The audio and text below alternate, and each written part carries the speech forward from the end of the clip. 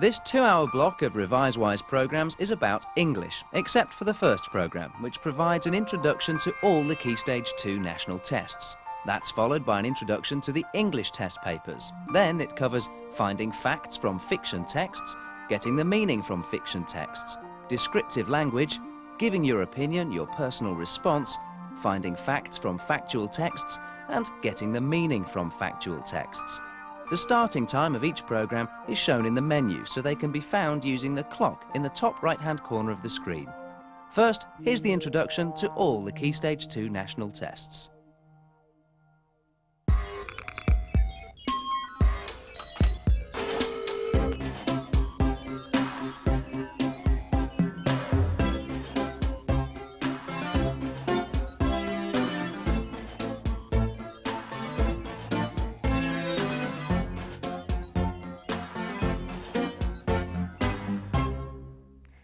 And welcome to Revisewise. I'm Lindsay Fallow. I'm Simeon Corty. And I'm Simon Davis. And we're here to help you make the most of what you know when you come to do your Key Stage 2 tests in May. In these programmes, as well as in our books, radio tapes and on the internet, we're looking at all the English, maths and science that you might need help with. We'll look at questions from previous tests and give you lots of hints to help you improve your marks. There are 3 subjects in the tests, and I'll be helping you with your English. I'll be helping you with your maths. And I'll be helping you with your science.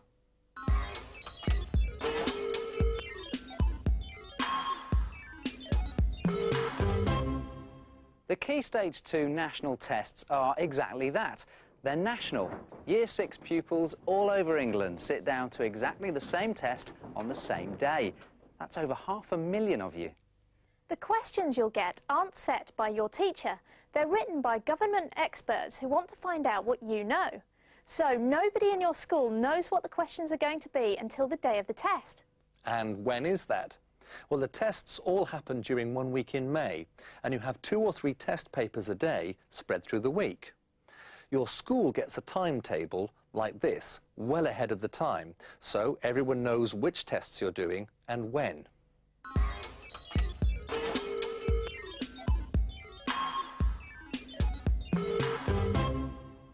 So what actually happens on the day of the test? Preparations start well before the pupils arrive. The teacher has to cover any displays on the classroom wall that could help with the answers.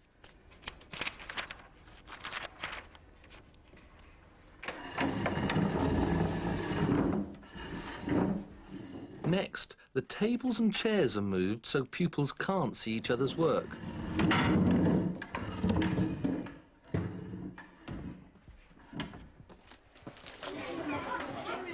It's time for their first test, and this Year 6 class is let into its classroom. Right, sit down quietly.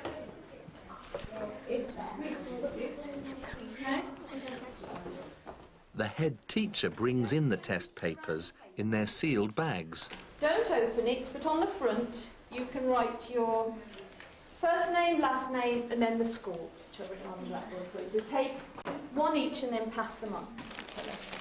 You are not allowed to talk to other people in the room when you're doing this test. All the work in the booklet must be your own work, so you're not allowed to copy someone else's work. For this paper, you will have 45 minutes. Right, you may open to question 1 and begin.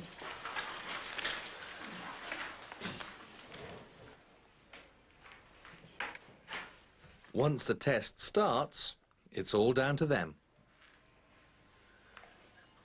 And when you do your test, it'll be up to you. What do some Year 6 pupils who've already done their tests think of them? The first test I was very nervous, but as it went along, I thought it was quite easy. I felt a bit nervous that I wouldn't do very well, but when I got started, then I was all right and I paced myself. I felt very nervous, but when I got into it, then I was better. The first test I had, I felt really nervous, but then once I got started, it was okay. At first, I thought it was going to be hard, but when I got into it, it was easy. Some of them are easy and some of them are hard. Well, either way, you might get them all right. I got stuck on some questions, but then I figured them out, so it was quite easy in the end. During the test, you can ask your teacher for help. And I can read it again to you. I can't explain the question or any of the words, but I'll read it out to you. This cuboid is made from centimetre cubes. It is 4 centimetres by 3 centimetres by 2 centimetres. They can only help by reading the question out to you. You have to come up with the answer by yourself. Let's have a go at that. And most of the written test papers last about 45 minutes. That's 3/4 of an hour. Right, can everyone now stop writing, put your pencils down. At the end of each test, the finished papers are taken away and kept in a safe place, like the head teacher's office, ready to be posted off to be marked. So, there they are. Your papers aren't marked by your teachers, but they're sent off to other teachers somewhere else in the country who don't know you or your school. That's important to know because they can only tell what you know from what you write down on your test paper.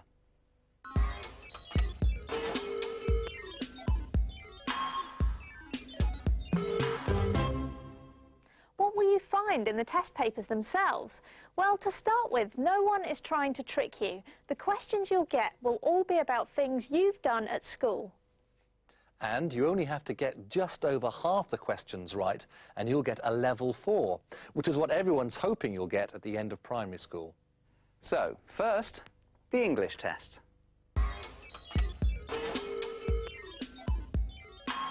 Altogether, there are 4 English papers spread through the week of the test. There's a reading test, a writing test, a short spelling test, and a handwriting test. The one which gives you the most marks is the reading test. You can get up to 50 marks for it. In the reading test, you're given a booklet to read, and then you answer questions about it in an answer booklet. Then there's a writing test, which is worth 35 marks. In the writing test, there are 4 subjects to choose from, and you have to write about one of them. Next, there's a short spelling test, where you can get up to 10 marks. Today, most people travel In the by spelling car. test, your teacher reads a paragraph of text out loud, and you have to fill in the missing words in your booklet, spelled correctly.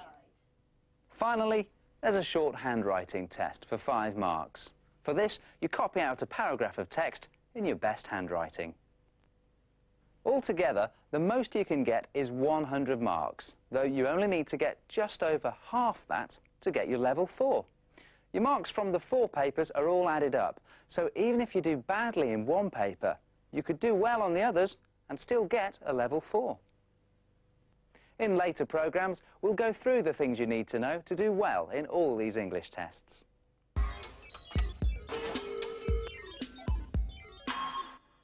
Altogether, there are 3 maths papers. There's a short mental maths test and 2 written papers called Paper A and Paper B. In Paper B, you can use a calculator. In Paper A, you can't. And the 2 written papers are worth about 40 marks each. There are about 20 questions in each paper, and they cover all the maths that you've been taught at school. The 3rd test is a short mental maths test worth 20 marks. Now, in the mental maths test, the questions are played from a tape. You work out the answers in your head and write them down on the answer sheet. Adding up the 3 maths papers, the most you can get is 100 marks, though just over half of that will get you your level 4.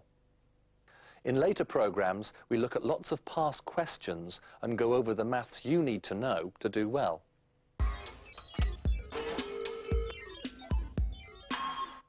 For science, you have just 2 tests, Paper A and Paper B. They're worth about 40 marks each, so your top mark is around 80, with just over half the marks giving you a level 4. In both the papers, you're asked questions about all the different parts of science you've done at school.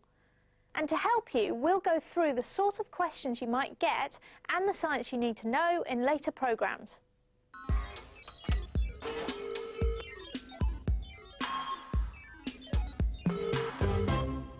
So, what can you do to prepare for your tests? Well, the first thing is don't panic. There's plenty of time and there's nothing in the test that you haven't already done at school. And that's where your teachers come in. As the test week approaches, they'll go over all the things that you need to know and help you catch up with anything that you're not sure of. What would the answer be? This is a maths revision class a few days before the test day. Smaller. So is my answer going to be bigger than 36 or smaller? Bigger. Bigger. Because 0.9 is smaller than Some is it 60 0.9 smaller than the others. Your school will probably give you some past questions to do. This English class are having a practice run at doing a complete test, using papers from a previous year. In the weeks before the test, try to get a few early nights and plenty of sleep. Healthy food will help you concentrate, and however nervous you are on the morning of the test, try and have some breakfast. There are things you can do at home as well. For English, you can think about the books you're reading, about the characters and if you liked them and why. You'll also find lots of factual writing around the house, like leaflets, labels, instructions, adverts and recipes. You can try out your maths too. Going shopping offers plenty of chances to try out your mental maths. Mine's 49p. Mine's 55p. And that makes £1.04p. Do you think you can work out from these homework? Working through a mail order catalogue is a good test of interpreting data. Age and years, and my age is 11, so I get the 11 grid, and from this I could work out that my height would be 146 centimetres. There are lots of examples of measures that you can look out for, like weight, capacity and area. And what can you do for science around the house? Well, you can look at the properties of materials and work out why they're used for different things. You can see how materials change their state by melting, freezing or evaporating. And you can look at plant life in the garden and study how your pets live. And what advice do Year 6 pupils who've already done their test have to give? Think about the question and just don't worry about it, just put your answer down. Revise a lot and always listen to the teachers, because if you don't, you might miss something important that's on a test. Revise as much as you can for science and maths, read lots of books and go through the spelling rules with your teachers and parents and get as much help as you can. Have confidence in yourself, because if you don't have confidence in yourself, you'll never get anywhere.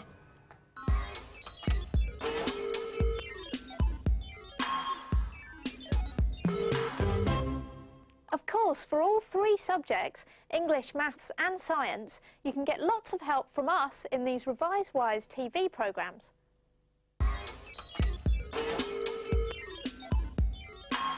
In English, we'll help you get through all the different test papers. With the help of our team of puzzling pupils, we explain how to tackle the reading paper and the different kinds of questions you'll be asked. For the writing paper, we use clips from other BBC programmes to help you write a good story with interesting characters. There'll be hints to help your non-narrative writing, such as a leaflet, a letter, or a set of instructions. And we'll brush up your grammar, spelling and punctuation. You only have to open your mouth. And we're there. In fact, we're there before you open your mouth. There's also advice from our English team. Once you've finished writing your letter, don't forget to sign it. In the maths programmes, we'll go through all the maths you need to know. We use simple graphics to explain the basics of fractions, as well as how to use a calculator properly. We also look at how to solve maths problems. We remind ourselves about tables and graphs, and make sure we understand about measures and measuring. We explain the properties of different shapes and what happens when they move about. Finally, we'll go over ways of helping your mental maths. There's also advice from our expert maths team. To find the answer to 59 at 43, I'd turn the 59 to a 60, then at the end take away 1 and the answer would be 102. In the science programmes, we'll go over all the key bits of science you need to know. We look at living things in their environment, how the human body works, and how plants grow and reproduce. We look carefully at the properties of different materials, and we see how materials can be changed and separated. We deal with electric circuits, and we study forces and see how they can be measured. Finally, it's light, sound and the earth and beyond, with our expert science team helping to make sense of it all. We found out that seeds didn't need light, they can germinate in the dark. Seeds need water but not too much to germinate. The seeds without water never germinated and the seeds with too much water never germinated either.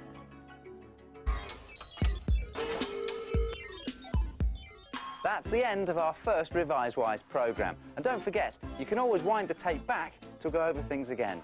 There are also books, radio tapes and our interactive Revisewise website to help you as well.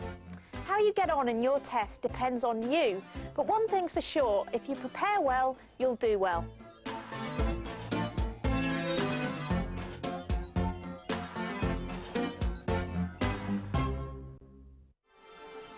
The next programme introduces you to the English tests.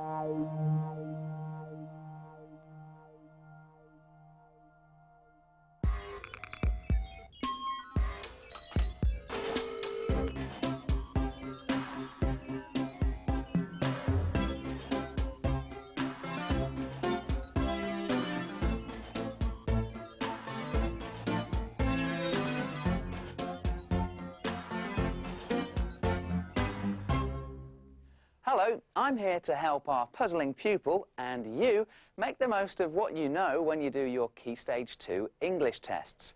In each of these programmes, as well as in our books, audio tapes and on the internet, we're looking at the bits of English that you might find a bit tricky. So, first of all, what's the problem? It's my English test and I'm not quite sure what I'm supposed to do. Right, let's have a look. The reading test. The reading test is just one of 4 English tests that all you Year 6s will be doing in May. Now, these tests aren't to trick you, they're just there to find out what you know. The first and most important test you'll do is the reading test. Here, you're given a reading booklet and an answer booklet. You can get up to 50 marks for the reading test. The other big test you get is a writing test with planning sheets to make lots of notes and a writing booklet. You get up to 35 marks for the writing test.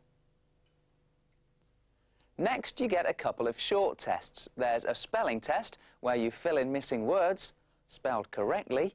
You get up to 10 marks for the spelling test. And there's a handwriting test where you use your best handwriting to copy a short printed paragraph. You get up to 5 marks for the handwriting test. The marks from all 4 tests are then added up. If you get just over half marks, that should give you a level 4, which is what everyone is hoping you'll get at the end of primary school.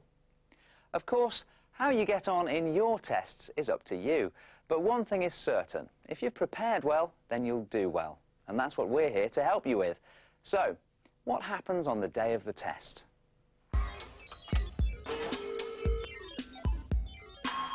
Year 6 pupils from all over England sit down to the same tests on the same days. The test days start early for your teachers.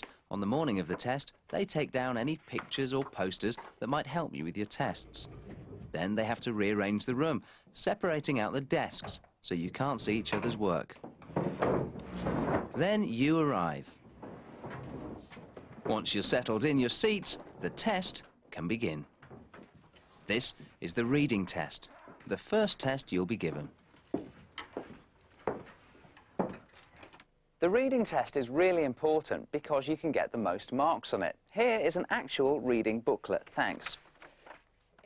Inside you'll find a range of texts such as a story or poem, an interview or some letters, or perhaps a biography or a report.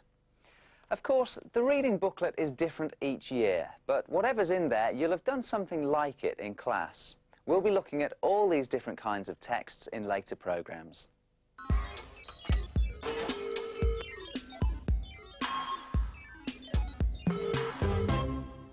So I've got my reading booklet, but I can't find any questions to answer. You wouldn't.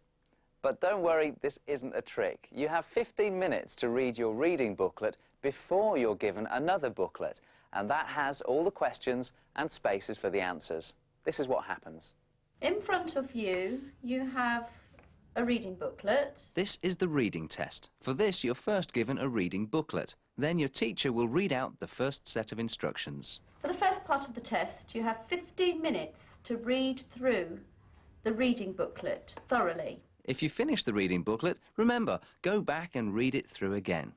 Don't waste any time. Of course, if you do have time, there's no harm reading through the booklet again. You might have missed something. But what if I find a word I don't know? I don't have a dictionary. No, you can't have a dictionary in the reading test. But our English team have come up with some suggestions.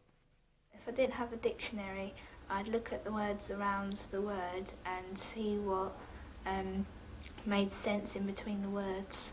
Read the sentence and if you think about it, what word could go in the space that you missed out? Yeah, try and fix it all together. And emphasise it, like speak out and try to really like work out what the word is.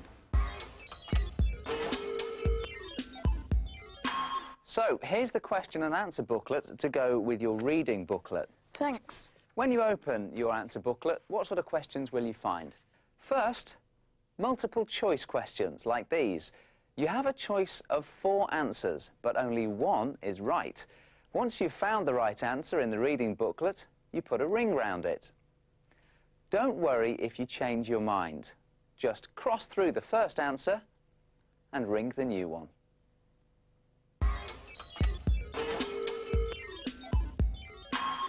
Some questions want short answers, like a word or a phrase. Here's one, and the hint is you only have 1 line to write on. Some questions want more words or a sentence or 2. They give you several lines to write on. Some questions want longer answers, like this, where you can give a more detailed answer. Try to write several sentences and fill as much of the space as you can. Whatever space you're given for your answer, try to write something, even if you have to guess. Empty spaces don't give you any marks. How do I know what marks I get for each question? You see those numbers there? They tell you how many marks you can get for each question. So this single word answer is worth 1 mark, this 2-line answer is worth 2 marks, and this longer answer, 3 marks.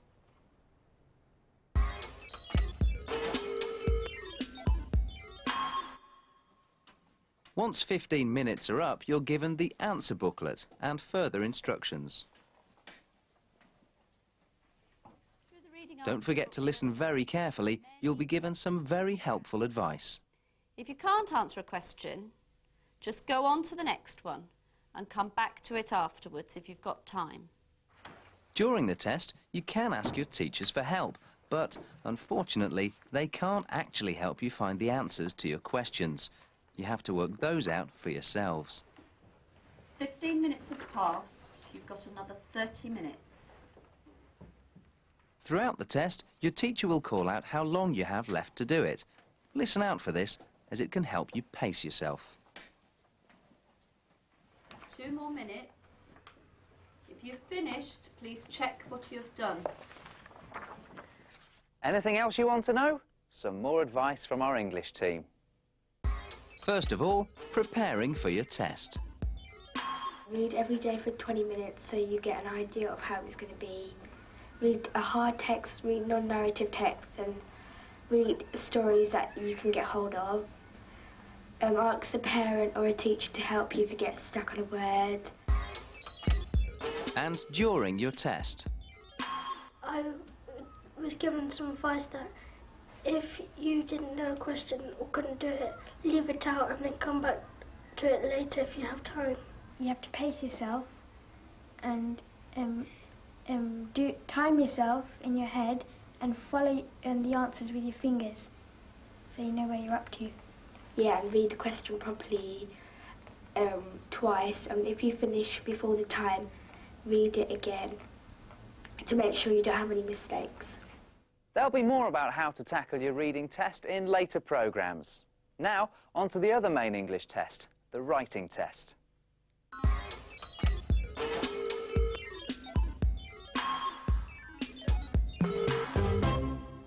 Have a look at this. It's what you get at the start of the writing test.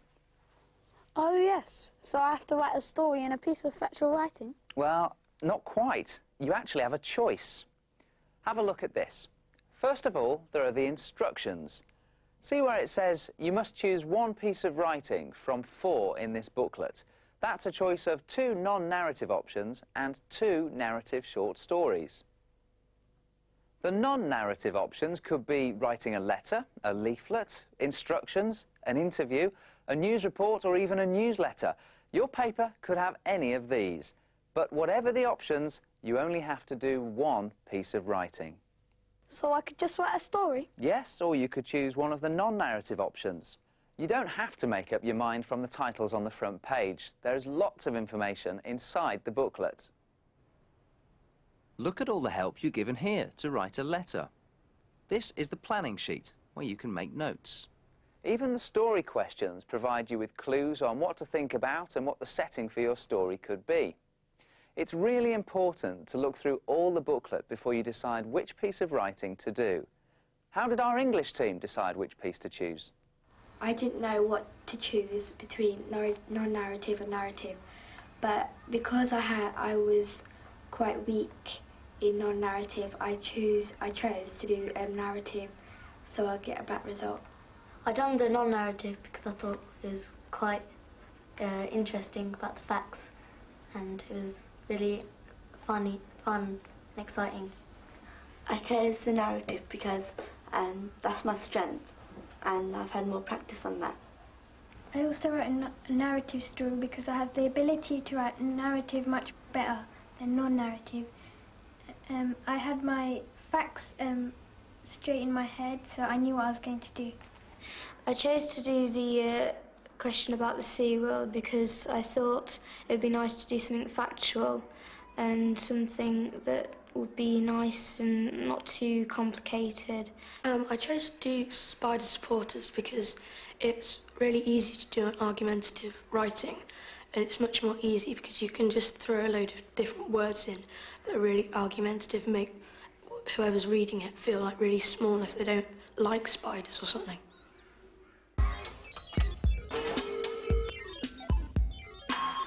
For the first 15 minutes, just think about what to write and make notes. Make the most of it. Write down any information you need to include or ideas for characters and settings. We'll be looking in a lot more detail at planning your writing in later programmes. Once the 15 minutes are up, then what happens? Then you'll be given the writing booklet. This has 3 pages of lined paper to write your story on. You'll then have 45 minutes to write your story. Don't forget to leave time to write your ending and check your punctuation. Good punctuation makes your writing make sense and gives you marks. There's more about punctuation in a later programme. What about spelling?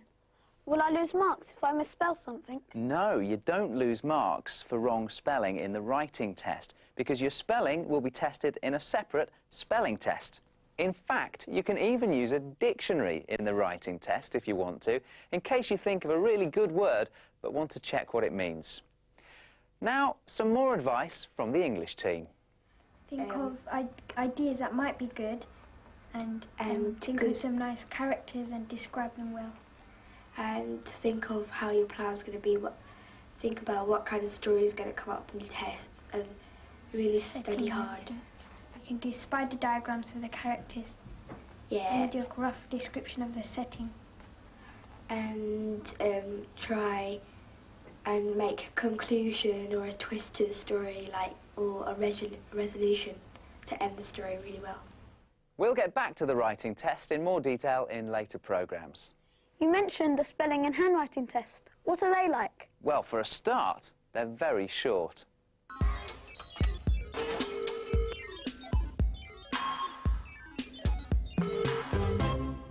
This is a spelling test. You can get up to 10 marks for this. Now, you see these blank spaces? So do I just fill in the blanks? Well, not straight away. This is what happens. Inside the booklet, there is a text with some missing words. First of all, you listen as your teacher reads through the passage you've been given, including the missing words. It's usually of the backs of houses or factories. Then it's your turn. Your teacher slowly reads the passage again, giving you time to fill in the missing words. Leaves the town. It passes through some very beautiful countryside. There's a whole programme on spelling later in the series. So, what's left? Handwriting.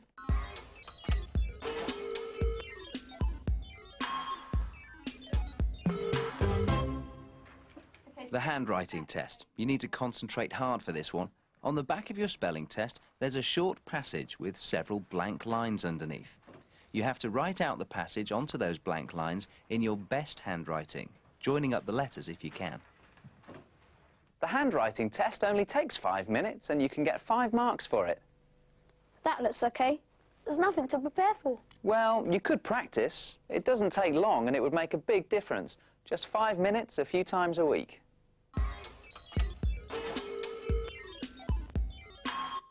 Let's check what we've done. We saw that there are 4 separate English tests.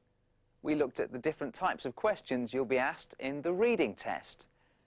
We saw that you only need to write 1 piece in the writing test, and we saw what happens in the spelling test and the handwriting test.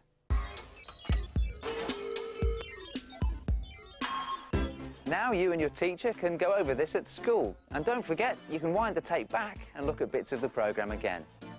There are also books, an English audio tape and our interactive Revisewise website to help you prepare for your test. So we'll let you get on with your test and you get on with your revision.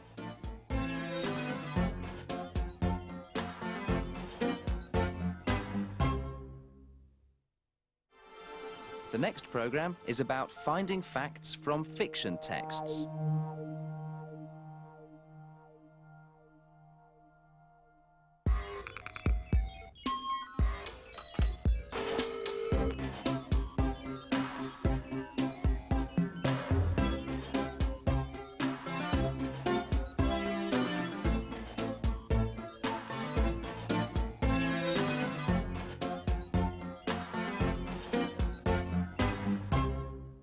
Hello, I'm here to help our puzzling pupil and you make the most of what you know when you do your Key Stage 2 English tests. In each of these programmes and in our books, audio tapes and on the internet, we're looking at the bits of English that you might find a bit tricky.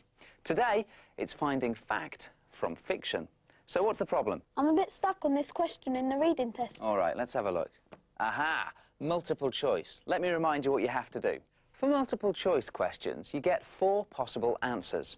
You have to read the story carefully and pick the right one. OK, so read us the question. Clara was in bed when her mother, Lottie, came to wake her up, talk to her, give her a present or tell her off. OK, so to answer this, we need to go back to the reading booklet. Here we are. Clara, Clara, are you asleep? May I come in? I'm not asleep, Clara said. Aha!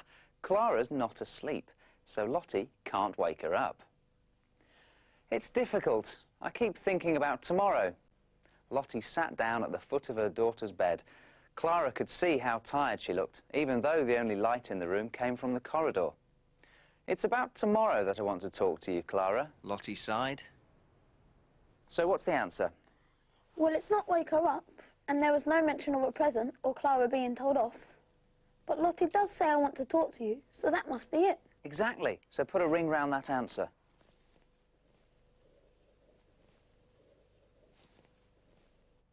These questions are about finding facts. They're not asking you what you think, so the answers will always be in the story.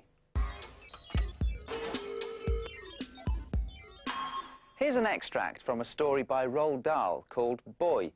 Listen to the words carefully, and we'll have some multiple choice questions about it afterwards. It was my first term, and I was walking home alone across the village green after school, when suddenly one of the senior 12-year-old boys came riding full speed down the road on his bicycle, about 20 yards away from me. The road was on a hill, and the boy was going down the slope. And as he flashed by, he started backpedaling very quickly so that the freewheeling mechanism of his bike made a loud whirring sound. At the same time, he took his hands off the handlebars and folded them casually across his chest. I stopped dead and stared after him. How wonderful he was. How swift and brave and graceful in his long trousers with bicycle clips around them and his scarlet school cap at a jaunty angle on his head. One day, I told myself, one glorious day, I will have a bike like that, and I will wear long trousers with bicycle clips, and my school cap will sit jaunty on my head, and I will go whizzing down the hill, pedalling backwards with no hands on the handlebars. I promise you that if somebody had caught me by the shoulder at that moment and said to me, "What is your greatest wish in life, little boy? What is your absolute ambition? To be a doctor, a fine musician, a painter, a writer, or the Lord Chancellor?" I would have answered without hesitation that my only ambition, my hope, my longing was to have a bike like that and to go whizzing down the hill with no hands on the handlebars. It would be fabulous. It made me tremble just to think about it. OK, so here's a multiple choice question about this story. The author was walking home alone across the road, down the hill, across the village green, or down the slope. See how our English team deal with this question. Let's look at question 1. The author was walking home alone. Was he walking across the road, down the hill, across the village green, or down the slope? It was my first term, and I was walking home alone across the village green after school when suddenly one of the senior 12-year-old boys came riding full speed down the road on his bicycle, about 20 yards away from me. Down the slope. Down the slope. It does mention down the slope in the story, doesn't it? That isn't the right answer. That's right. Even if you think you can remember the answer, always go back and check. Here's the extract again. It was my first term, and I was walking home alone across the village green after school. Across the village green. OK, so what do you do? We circle the right answer. Good. Would you all circle the right answer?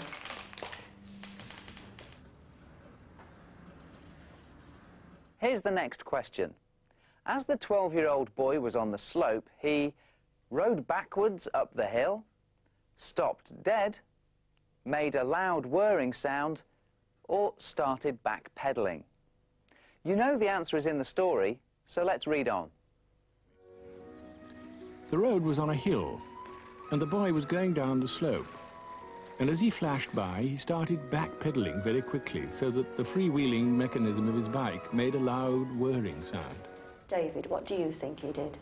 Made a loud whirring sound. And as he flashed by, he started backpedaling very quickly so that the freewheeling mechanism of his bike made a loud whirring sound. It does mention made a loud whirring sound in the story, but what made the loud whirring sound? The bicycle. The bicycle. That's an easy mistake to make. Sometimes the wrong answer is in the story as well, so you need to check exactly what the question is asking. So, what was the boy doing? Started backpedaling.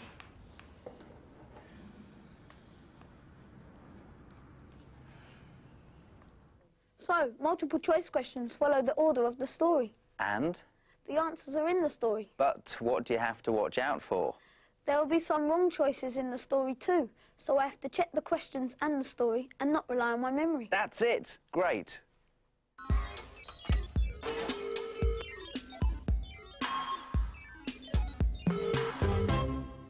Let's look at some short answer questions. They're still asking for facts from the story. I need to find words or phrase for these, don't I? But if I have to read the whole story again, it'll take ages. Don't worry, no it won't. Look at the question. On pages 8 and 9, find and copy 3 of the words or phrases which show that the train and platform were crowded. So, can you see the clue about where the answer might be? On pages 8 and 9. Exactly. And now you know what you're looking for, it'll really speed things up. You can just skim read. Skim reading is really useful, but what is it? Skim reading is when we read fast until we find the point where we want to read in careful detail. Now let's put skim reading to the test with this question on boy. Find 3 adjectives on page 1 which the writer uses to describe the boy. Which part of the page will you need to look at carefully to find the answer to that? I'm going to ask Adam. There where he describes the boy on the bike. You need to find the part where he describes the boy on the bike. So you're going to skim through the page until you come to that part. Now, here's the text from boy. Why don't you skim read this until you've found the description of the boy? We'll leave the question up on the screen to help you remember what you're looking for.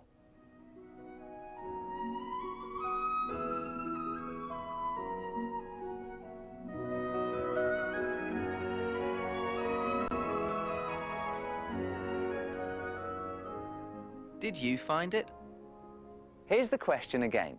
Find 3 adjectives on page 1 which the writer uses to describe the boy.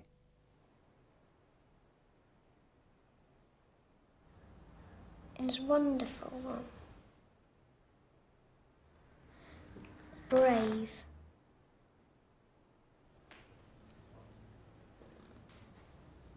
Swift. Notice that the answers are not complete sentences, and that's perfectly okay for a short answer. That's right. No need to write out sentences when a few words will get you your marks. Could anyone find any more? Graceful. So, did you find the adjectives? Here they are. Wonderful, swift, brave, and graceful. Any 3 of these would get you your marks.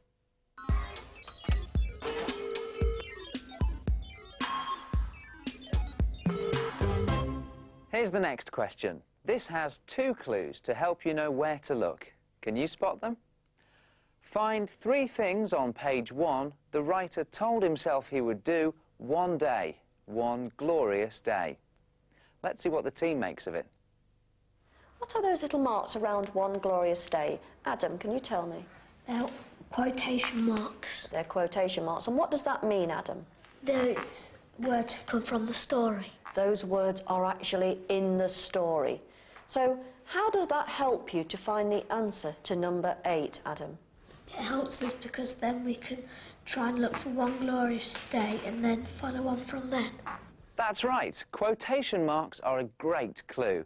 You know that the actual words inside the quotation marks will be in the story.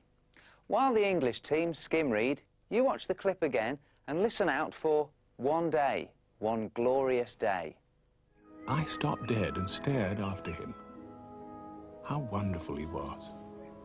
How swift and brave and graceful in his long trousers with bicycle clips around them and his scarlet school cap at a jaunty angle on his head.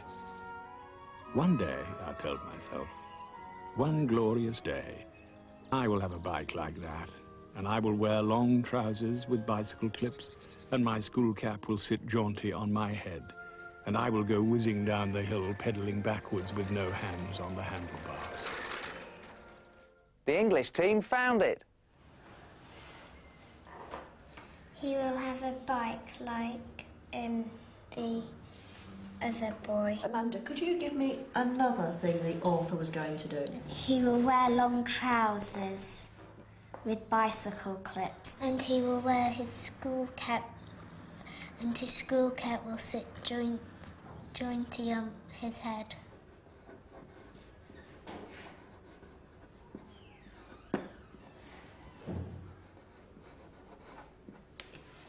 Are there any more things in the passage which the author was going to do one glorious day? And he will go whizzing down the hill, pedalling backwards with no hands on the handlebars. There were some good ideas there, especially skim reading. That will really speed me up. I can quickly read just the pages mentioned in the question and then read carefully when I get to the bit I want. And anything else? I always need to read the question carefully, looking for clues and double-checking what it's asking me to do. That's right. Write phrases if it asks for phrases, and write words if it asks for words. No problem. Well, that's the end of our programme on finding facts from fiction. So, let's check what we've done. With multiple choice questions, don't rely on your memory. Go back to the story to find the answer. Wrong choices might appear in the story, so check what the question asks. The questions usually follow the order of the story, so you don't have to read the whole story for each question. For short answer questions, which ask you to pick out words and phrases, read the question carefully and look for clues like page numbers and quotations that will help you find where the answer is. Skim read to find the important bit, then read carefully. Check what the question is asking you. And don't waste time copying great chunks from the story when you only need to write a few words.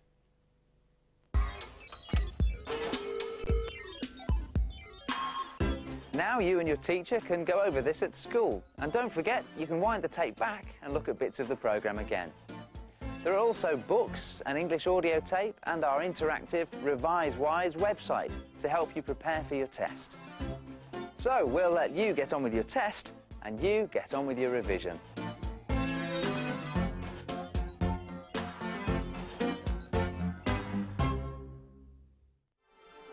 The next programme is about getting the meaning from fiction texts.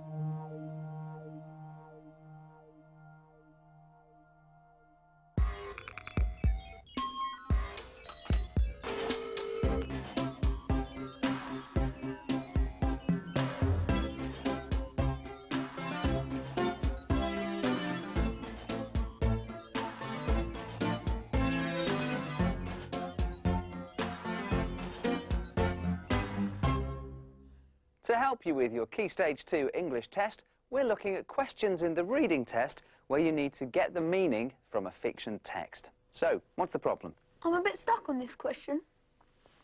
Explain how you think Clara feels the night before she leaves, on the train, when she gets to Holland. So you need to work out how Clara feels. Clara is the main character in a story which is set in the Second World War, called Leaving Home. She and her younger brother have to flee their home and parents in Germany for the safety of Britain. But I've read the story in the reading booklet, and it doesn't tell me how she feels. So how am I supposed to know? This question is asking you how you think the girl in the story is feeling. For this type of question, you need to look for clues in the story, then work out the answer.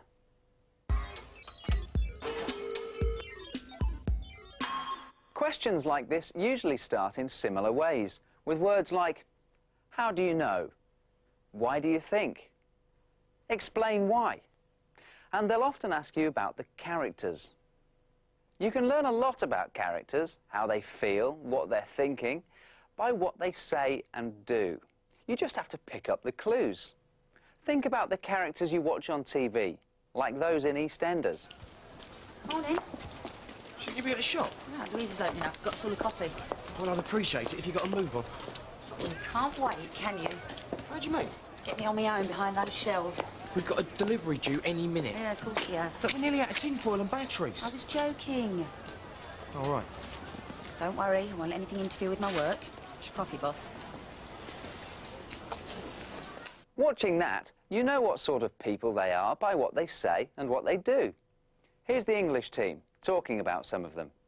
I think Peggy is a caring mother and always gives everyone a chance, because when Grant pushed Tiffany down the stairs, she didn't believe what everyone else said. She went to him to ask him before believing all the gossip. You like these, don't you? Oh, you big kid. You couldn't wait, could you? Sorry. No, that's all right. Look, Grant, just for today, let's try and forget this mess, shall we? Yeah, right. Come on, please try. Even if it's only for Courtney's sake. I think Grant Mitchell is bad-tempered, aggressive and cruel. He's aggressive and cruel because of the way he treated Tiffany, like by pushing her down the stairs. He's bad-tempered because he's always jumping to conclusions and getting annoyed, and this leads to aggression. You're still my wife, and she's still my daughter. Get your hands off me! Not until we've talked about it properly! You have to kill me first! Matthew is a nervous character, anxious and confused, and he doesn't know what to do about Saskia's murder. He panicked when the police found out about the murder. You cannot sort this out, all right? How can you sort this out? You just leave that to me. She's dead, Steve. She's not coming back. This is the end for her. I think Steve is sly, cruel and secretive, like when he murdered Saskia and kept it from everybody. And I don't really think he thinks about other people. If I go down, I'm taking you with me. Any clearer now? I'm still not really sure that I get it. Well, look, if your story said that Clara was rushing around, packing her case, laughing and joking with everyone on the night before she got the train, how would you think she felt? Excited, happy, looking forward to going. Right, but did I say she was excited or happy or looking forward to going? No. So how did you know? Well, it's obvious. Clara would only be acting like that if she was happy. Right. So the way that Clara was acting was the clue as to how she was feeling. Here are a couple of clips from a story called Teamwork. How do you think Dave is feeling in each of them? And how do you know?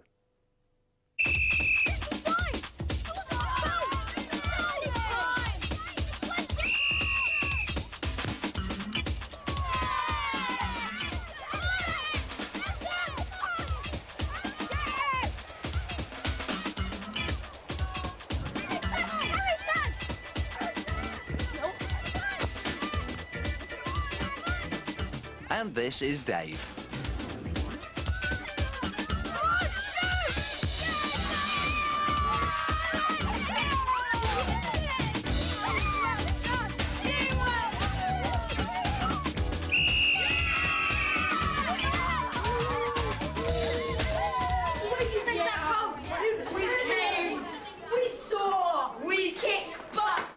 Here's what the English team thought.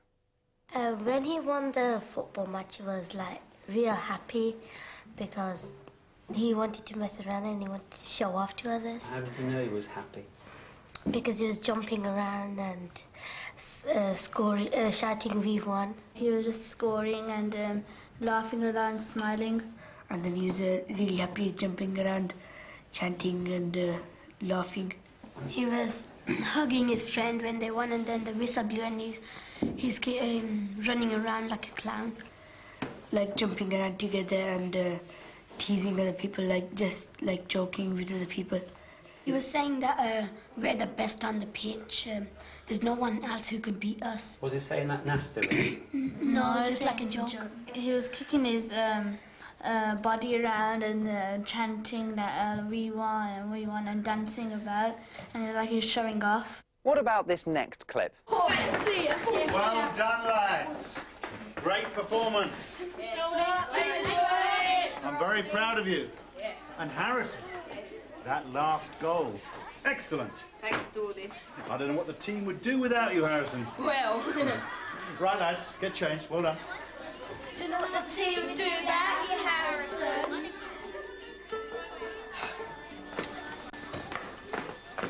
Why don't we just stay at home and let Harrison play all the positions himself? So, how does it feel to be the star of the team? What are you on about? It was very balding was going on. Mind you, it was a good goal. Well, look who scored it. Oh, yeah. Right. See you later. See you, sir. Hang on, Dave. Hold this a sec. Go on. Great goal we scored today. I thought you did it all by yourself. What? Is that what you're storming off? Because Balding all didn't praise me, and not you. I set you up. Yeah, well, I scored the goal. I think I've had to cross the road before your thumping big head knocks me over. How does Dave feel now? He felt left out because his face wasn't all happy and glorious. It was all like it was really upset and really like tearful, like he was going to cry because he was left out and no one cared for him. That he did pass the ball to his best friend that's going to make the goal. His eyebrows went down and he's like walking slowly. He sat down slowly and he started thinking and he didn't look at his friend when he started talking. When he was walking, his shoulders are all down and his eyes are all like down and really sad and gloomy. He was like a coat hanger, like coat hanging, yes, good. coat hanging on the peg, and the arms and the coat goes down on the floor. He was like that. Working out how characters feel is easy when you can hear them speaking, watch their actions, and look at their facial expressions on TV or in a film. It's more difficult, though, when you only have the printed words on the page.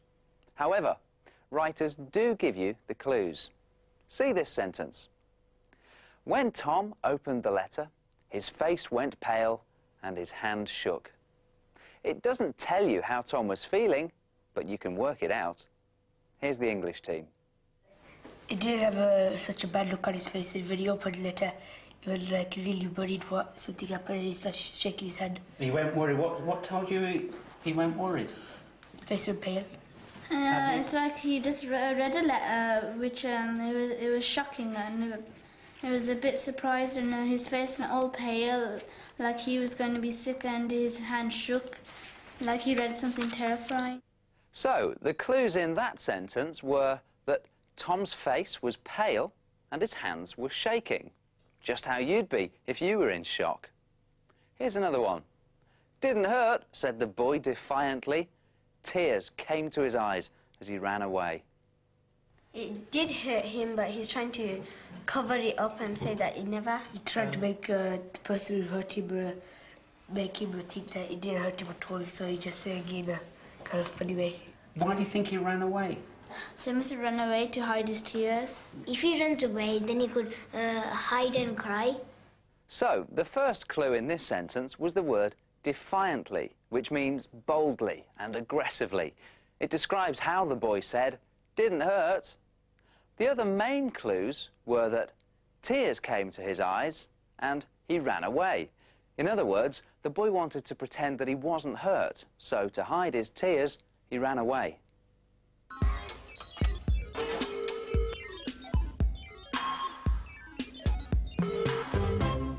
In questions which ask you to get the meaning from the text, you'll notice that there are several lines to write your answers on, like this. So you have to write a longer answer. 1 or 2 words are not enough. That's because you have to write an explanation of how you know how the character is feeling, as well as writing a description of how they feel. I've got loads of lines to answer my question. That's plenty of room for an explanation, but don't worry, try this one first. The little girl looked around at the crowded shop. She clung to her mother's skirt and closed her eyes tightly. Now, how do you think that little girl's feeling? Frightened, nervous. Yes, but why do you think that? She clung to her mother's skirt so that they wouldn't be separated. And by closing her eyes, she could pretend that she wasn't there. That's great. So what would you write down? The little girl was feeling frightened and nervous because in the text it says that she clung to her mother's skirt. And? She closed her eyes to pretend that she wasn't there. Exactly. So it's all about looking for clues in the text and explaining your answer. Do you know what you have to do now, then? Yeah, I need to look for clues in what the characters say and do in the story and look at the words which the writer uses. OK, so let's look again at the first part of your question. Explain how you think Clara feels the night before she leaves. Right. So, I have to look in the story for things she says and does that might give me a clue. OK, so let's have a look then. What can you see? Here it is. I'm not crying, she whispered aloud. I'm not. She sat up in bed and rubbed her face with a corner of the quilt. So, what does that tell you? Well, she says she's not crying, but she rubs her face with the quilt. So she is crying. So I reckon that she's trying to be brave and not give away how upset she is. Great, that's a good start. I think I'll leave you to get on with the rest.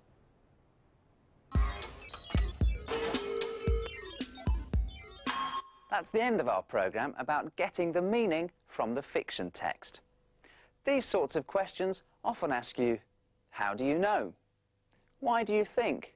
Or explain why. We saw that you won't find the exact answer in the story, but you will find clues. And from the clues, you can work out the answers. We also learned that it's important to use the text to explain what you think.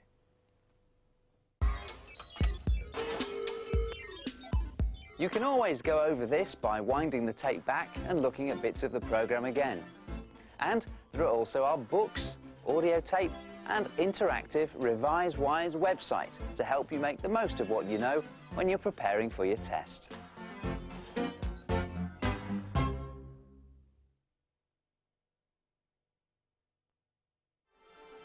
The next programme is about descriptive language.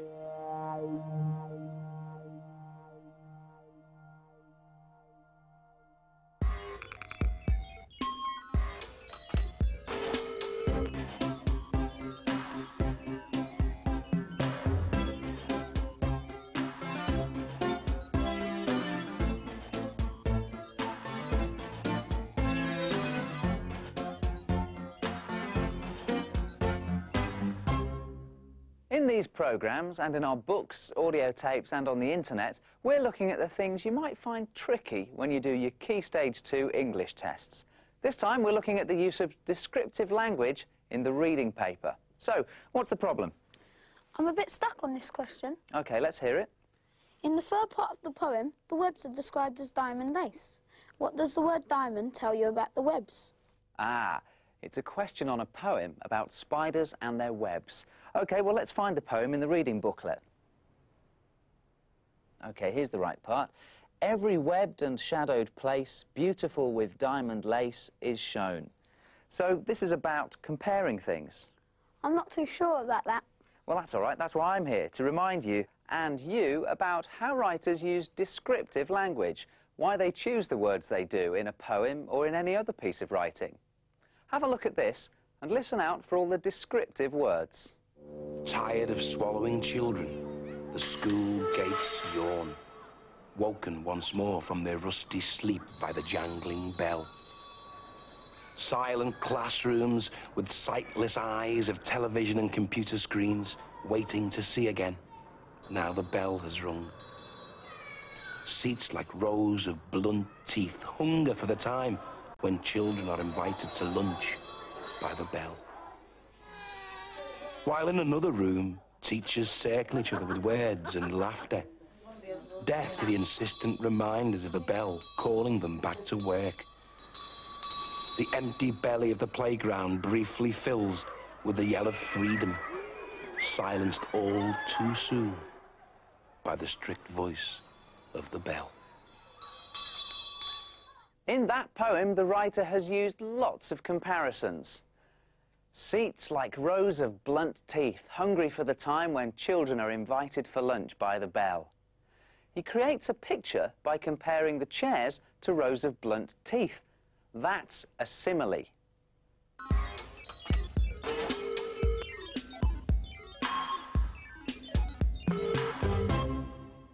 A simile is when a writer compares one thing with something else, something which they think is similar. See? Simile, similar.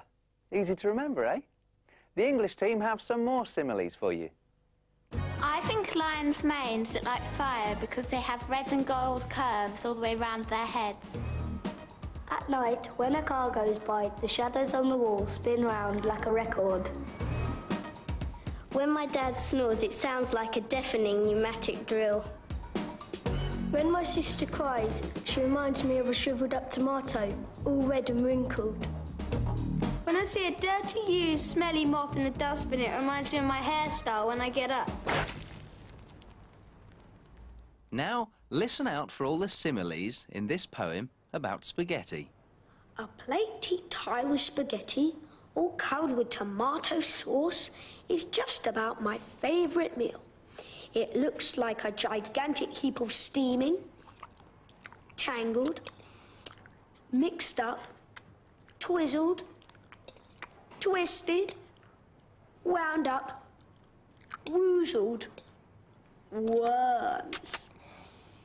I like picking them up one at a time, swallowing them slowly head first until the tail flips across my cheek, before finally wriggling down my throat. But best of all, when I've finished eating, I go and look in the mirror, because the tomato sauce smeared around my mouth makes me look like a clown. Sometimes writers want to take their descriptions even further. They describe something as if it really is something else. They use a metaphor.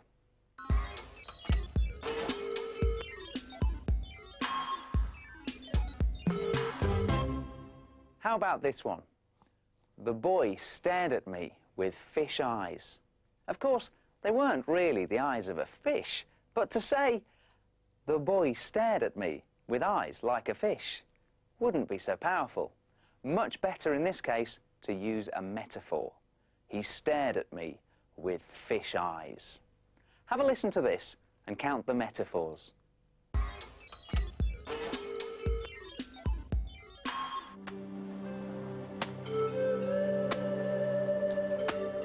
The beach is a quarter of golden fruit.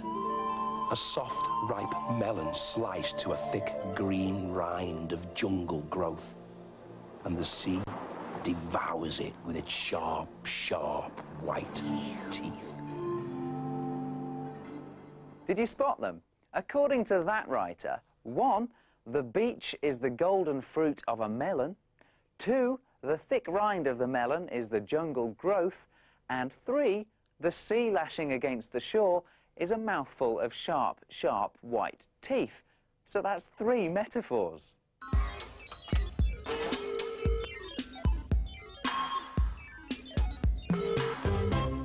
Sometimes writers use words that sound like the things they're describing. That's called onomatopoeia. They wonderfully conjure up sounds using words.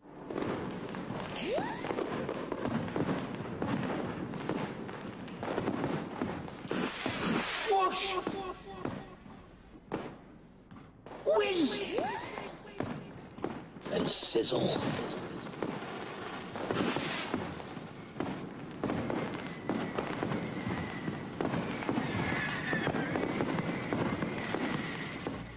Now you watch out for the onomatopoeias.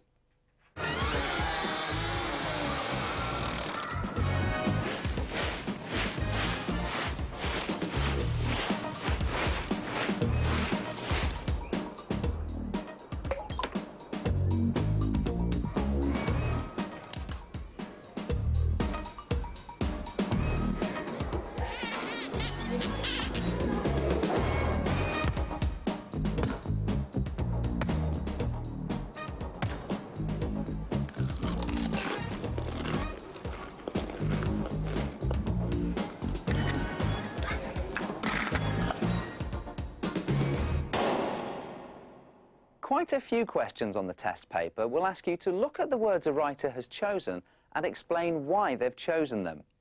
That's when you have to think about what the words mean and what the writer is trying to tell you by using them. Poet Burley Doherty talks about why she wrote her poem Season's Sketch and her choice of words. These hills are in Derbyshire, not far from where I live. I love to come here. It's the middle of winter now and it's really cold. All the colours are rinsed out. It's hard to remember what it looked like a few months ago in the autumn or what it's going to look like again in spring and in summer. When you write a poem, you can put all the colours back in.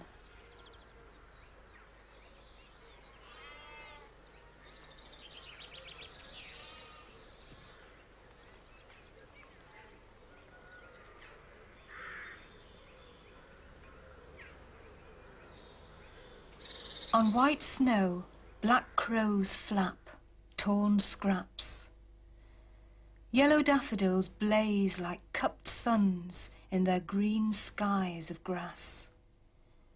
Clouds, grey with sullen rain, let sudden blue through like a gift. October red sun flares over brown earth, showering orange fire. Writing a poem for me is very different from writing a story. In a poem, I'm trying to catch the magic, the absolute heart of something straight away, as if I'm taking a photograph of it at that very minute. Particularly when I was writing Season Sketch, I was trying to do 4 different quick snapshots of the seasons throughout the year. On white snow, black crows flap, torn scraps. Yellow daffodils blaze like cupped suns in their green skies of grass. When I was talking about daffodils in spring, I talked about them being like suns, cupped suns, and I talked about the grass as being like green skies. Maybe you've never thought of looking at the world upside down in that kind of way, but that's what a poet does. Clouds, grey with sullen rain, let sudden blue through like a gift. October red sun flares over brown earth, showering orange fire.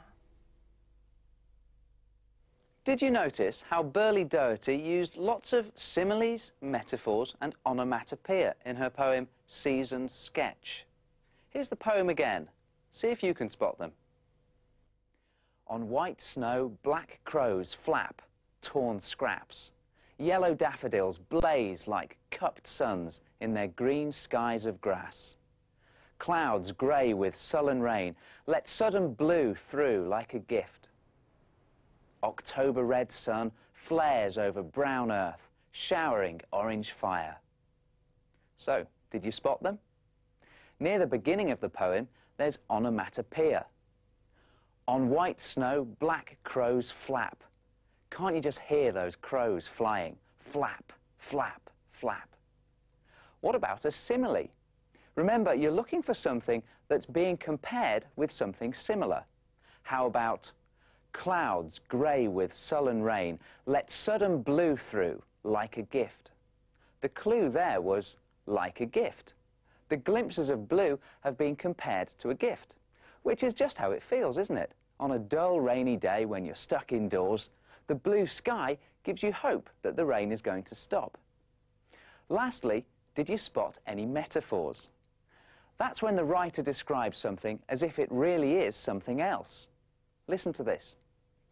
October red sun flares over brown earth, showering orange fire.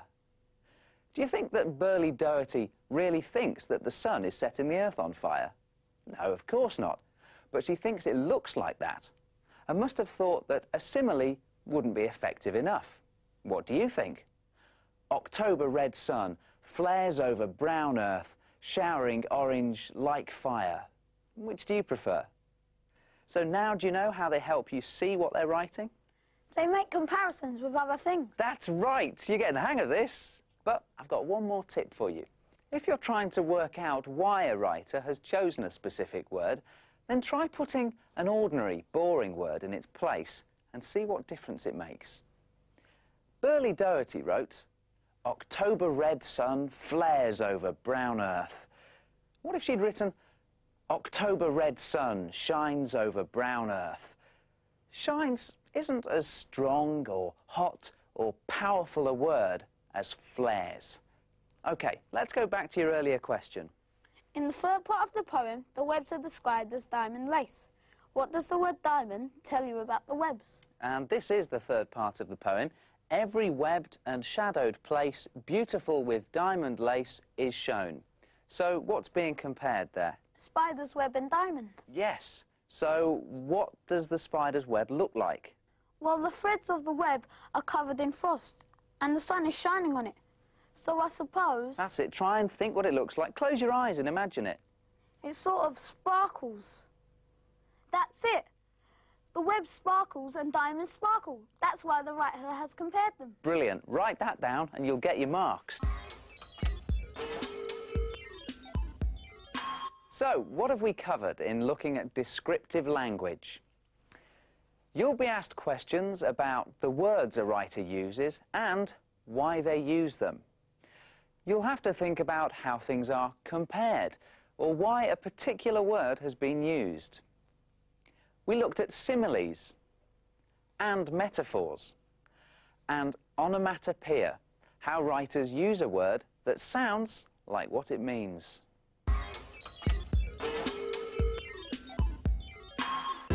Now you and your teacher can go over this at school. And don't forget, you can wind the tape back and look at bits of the programme again. There are also books, an English audio tape and our interactive Revisewise website to help you prepare for your test. So we'll let you get on with your test and you get on with your revision.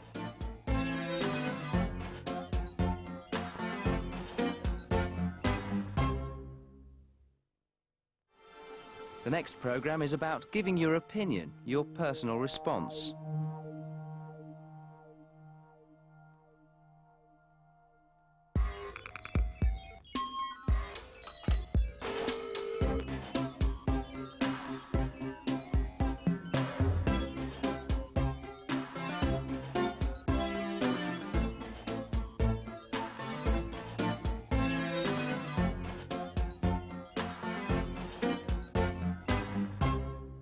In these programmes, we're looking at the things you might find tricky when you do your Key Stage 2 English tests.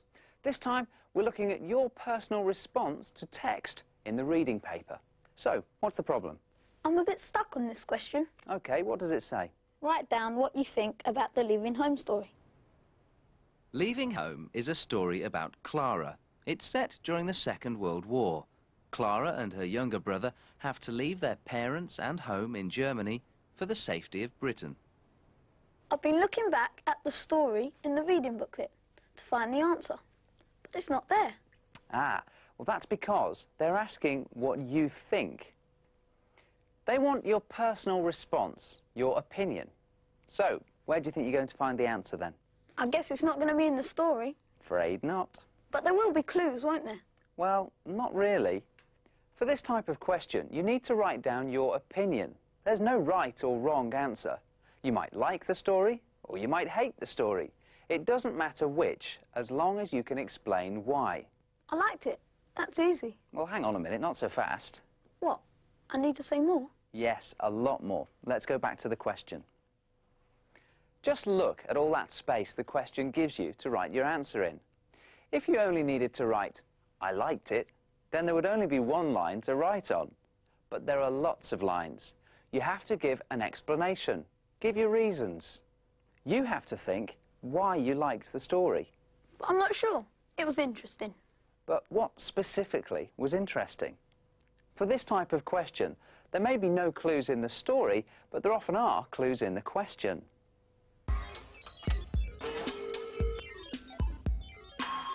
Look at the clues in the second half of that question. Why don't you read out what it says?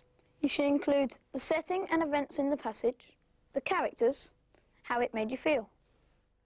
Questions that ask you what you think, or for your opinion, will often expect you to refer to the plot, and remember, the plot is a series of events, the characters, the setting, and how the story made you feel. So it tells you what you need to write about. But it's hard to put it into words. It is, but it's what you do all the time. In films, books, or TV programmes, it's the setting, the plot, the characters, or how they make you feel, that makes you decide what you like or dislike. I think it's time for some opinions from the English team. We like EastEnders because it's like really dramatic and it's really good because it's always set in different places and you don't really know what's going to happen. It always ends on cliffhangers. I like The Simpsons because it's funny and like when Bart gets in trouble and also when Homer goes dull because he's always hurt himself.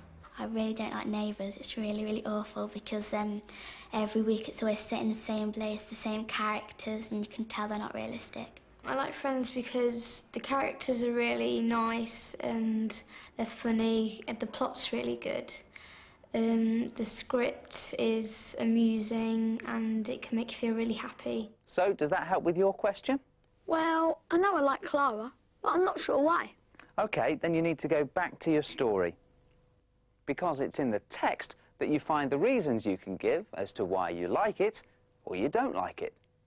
What happens in the plot that makes you want to read on or get bored?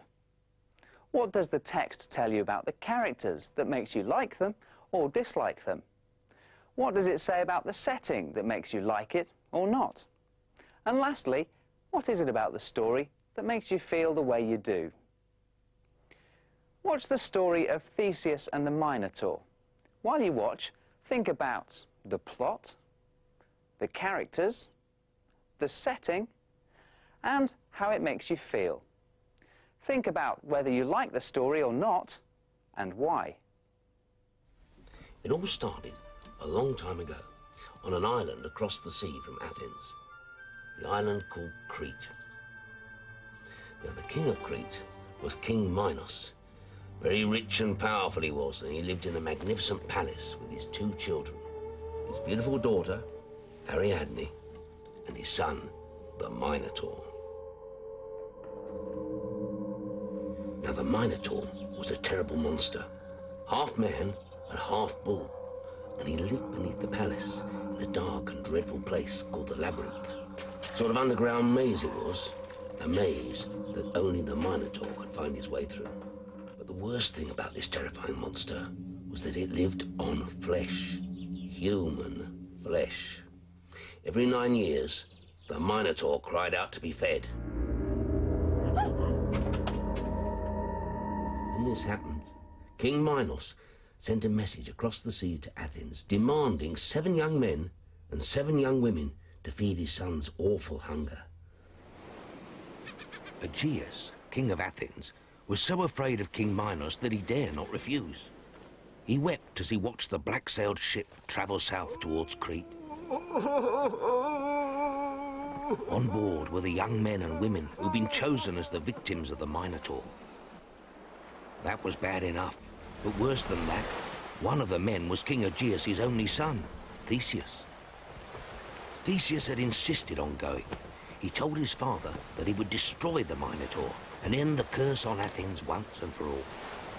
So Theseus and the other sacrifices sailed across the sea to Crete and the terrifying monster that awaited them there. What do you think of the story so far? Do you like stories like this that are set in the past and based on myths and legends? Are you intrigued about what might happen next? Nobody was as strong as Theseus, nor as handsome, nor as clever. Hardly surprising that when Minos' daughter Ariadne saw Theseus, she fell deeply in love with him. So in love that she knew she had to do everything she could to save him from the Minotaur.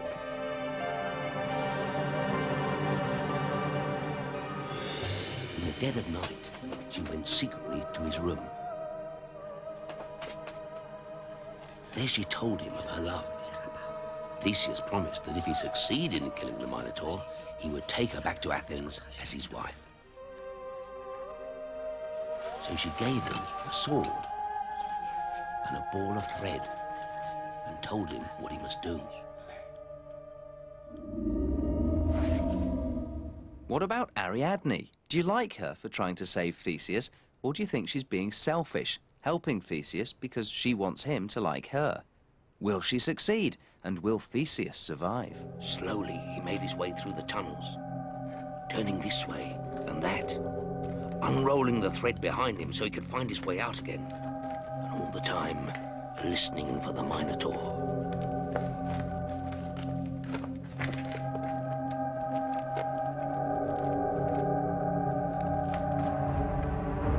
Then suddenly, the Minotaur was on him, snorting and stamping, roaring with fury. Theseus got one arm free and lashed out with the sword. The monster howled in rage and pain. Then Theseus threw himself at the Minotaur and drove his sword into the creature's throat.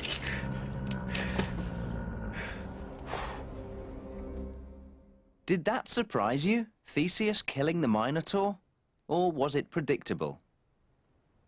It was over. The Minotaur was dead. So as the moon rose over the sea, Theseus and the other Greeks stole away down to the shore and set sail for Athens. And Ariadne sailed with them. On the way back to Athens, Theseus took his ship to the island of Naxos to carry out repairs.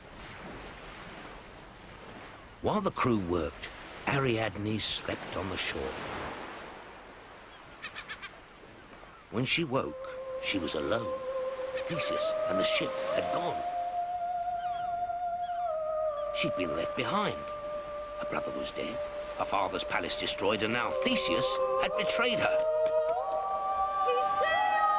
Anger rose in her like a storm, and she cursed Theseus and called on the gods for vengeance.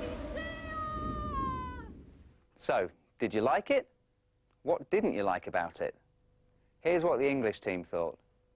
I enjoyed the story, and my two favourite parts were where the Minotaur died and where Ariadne called on the gods, because it makes you think about other endings that could have happened. Did you think the plot was too complicated? It was an odd kind of plot because it had the son being the Minotaur of the king, so it was strange, and the king of Athens didn't like the other king, so he was scared of him. Do you think it was a clever idea of the writer to use the idea of a ball of string? Yeah. Why? If he didn't have the string, he would never have found his way back out again once he had killed the Minotaur. Did you predict that he'd survive? Yeah, it's a bit obvious. Even though you probably know that he's going to win, you just forget about that when it's in suspense. And what about the characters? Theseus. He's the traditional hero in the story, and he sort of like saves the day by killing the Minotaur, and because he's brave and strong.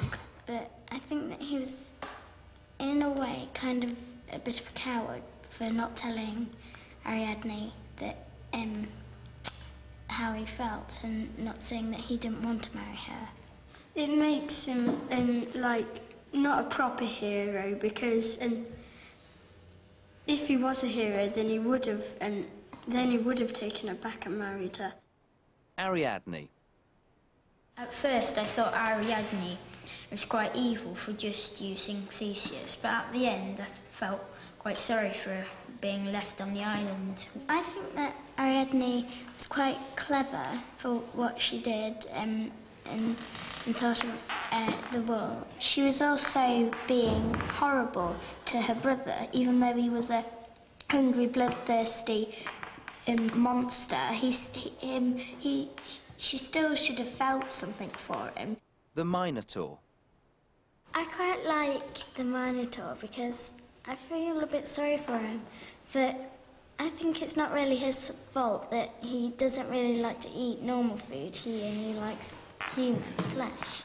What about the setting? Did you like the fact that it was set in a labyrinth? Or do you dislike historical stories? When you watch a film or a TV programme, you can see the setting, but when you read a story, you can't. You have to rely on the words a writer uses to describe the setting. If you read a good description of a setting, then you can really imagine it. Sometimes it's even better than watching a film. But back to Theseus and the Minotaur. How did the story make you feel?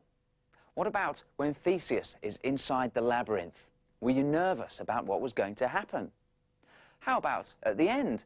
Did you feel happy because no more people were going to be killed? Or did you feel upset because Theseus left Ariadne on the beach?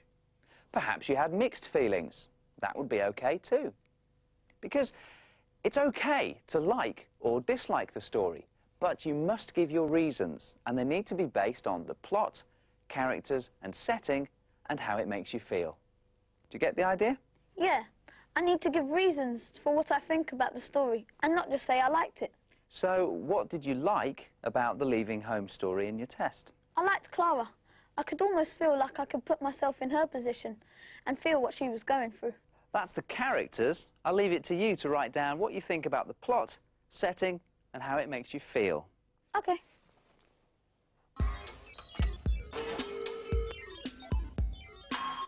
That's the end of our programme on how to make a personal response to the text.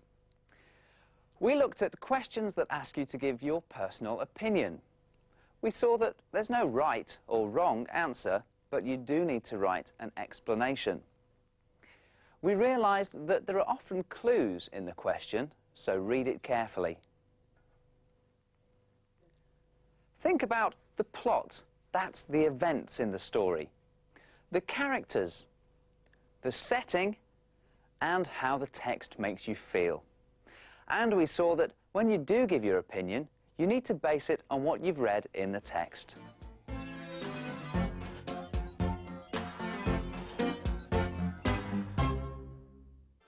The next programme is about finding facts from factual texts.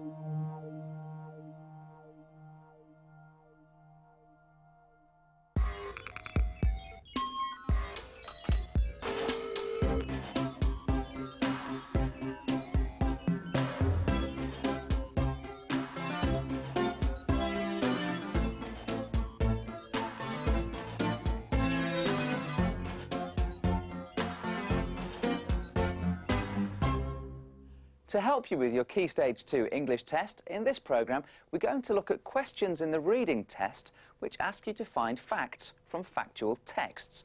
Remember, your reading paper contains questions on fiction and factual texts. Have you found the factual texts in your reading booklet? Yes, they're all about spiders. Spiders, so a scientific text. One bit tells you about spiders and their webs, but there are also some old adverts and a biography. Yeah, there'll be a range of factual texts in the reading booklet. There might be letters, an interview, a newspaper report or a historical text. Whatever there is, you'll have done something like it before. So what kind of question are you trying to do? Multiple choice. I know that only one of the answers is right, but I can't remember which one. OK, read the question out then. On pages 4 and 5, you can find out how a garden spider spins a web. It takes the spider about 1 day, 1,000 minutes, 1 hour, or 3 hours. But I don't know anything about spiders. Well, that's OK. The answer will always be in the text you're given. And you can go back to the reading booklet, so you don't need to remember the answer. It will take me ages to read all through the booklet again. Well, you don't need to read it all again. Did you notice the clues in the question that tell you where the answers are? Oh. Pages 4 and 5. Yes, so now you know where to look for the answer. What can you do to speed up trying to find it? Skim read? Exactly, so go on.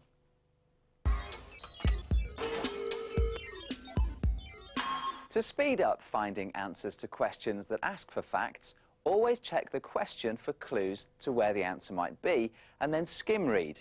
That means read quickly through the text until you find the bit you want, and then read carefully. Did you find it? I think so. Is it... It takes a spider about 1 hour to spin an orb web. That's right. So now you can ring the right answer.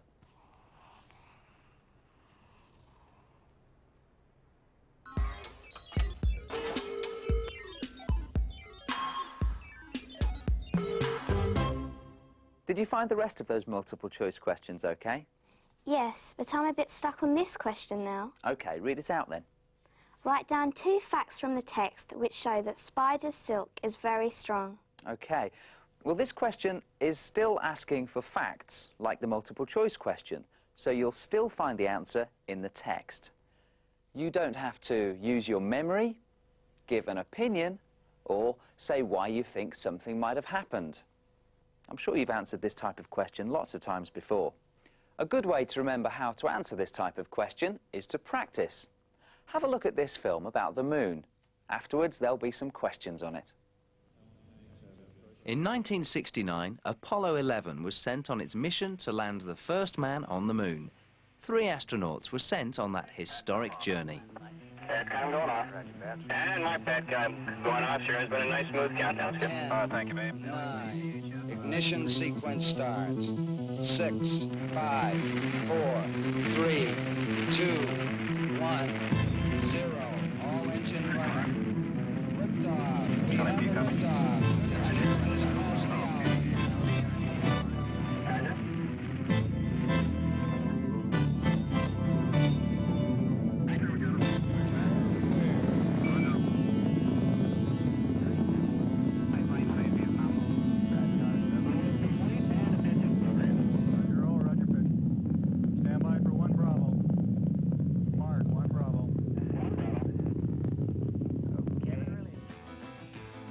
On their journey to the moon, they had the strange experience of being weightless because there's no gravity in space.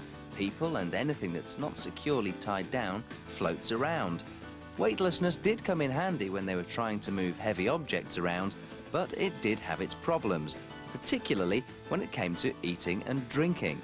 Without the effect of gravity, water doesn't pour, it just floats about in a globule, making it very difficult to drink. Just imagine trying to eat a plate of chips in space. Like those drops of water, they'd soon be floating around the spacecraft. This was the spacecraft which took the astronauts down to the moon. It was called the Lunar Module and nicknamed the Eagle. Four forward, drift into the right. The Eagle landed on the part of the moon called the Sea of Tranquility. It had only 30 seconds of fuel left. Contact light. Okay, engine stop. We copy you down, Eagle. Tranquility Base here. The Eagle has landed. 6 hours after landing, Neil Armstrong, one of the astronauts, became the first man to walk on the moon. It's one small step for man. He said, "One small step for man, one giant leap for mankind."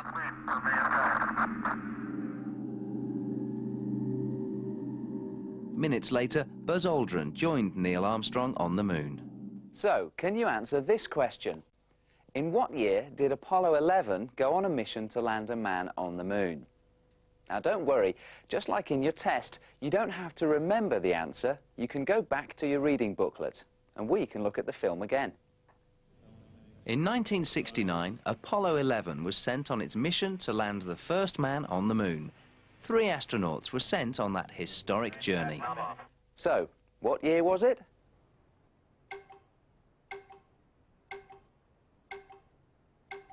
(1969). OK, so next question. Write down one advantage of weightlessness and one disadvantage of weightlessness. Back to the film. On their journey to the moon, they had the strange experience of being weightless because there's no gravity in space. People and anything that's not securely tied down floats around. Weightlessness did come in handy when they were trying to move heavy objects around, but it did have its problems, particularly when it came to eating and drinking. Without the effect of gravity, water doesn't pour, it just floats about in a globule, making it very difficult to drink.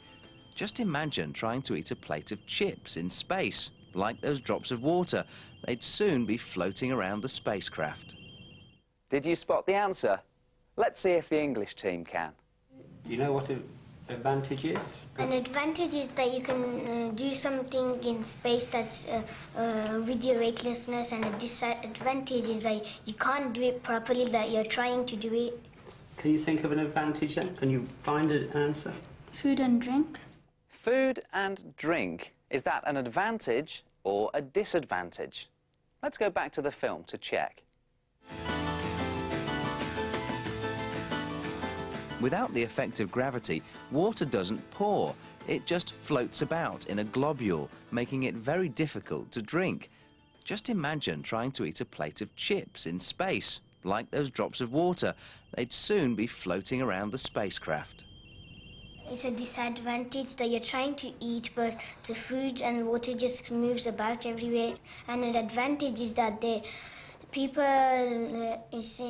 it comes in handy when they're trying to move heavy objects around. And another question. What was the nickname of the lunar module? This was the spacecraft which took the astronauts down to the moon. It was called the Lunar Module and nicknamed the Eagle. What's the nickname of the lunar module? Eagle. Where does it say that? The spacecraft which took the astronauts down to the moon was called the Lunar Module and nicknamed the Eagle. OK then, just one last question. Who was the first man to step on the moon? 6 hours after landing, Neil Armstrong, one of the astronauts, became the first man to walk on the moon. It's one small step for man. He said, "One small step for man, one giant leap for mankind."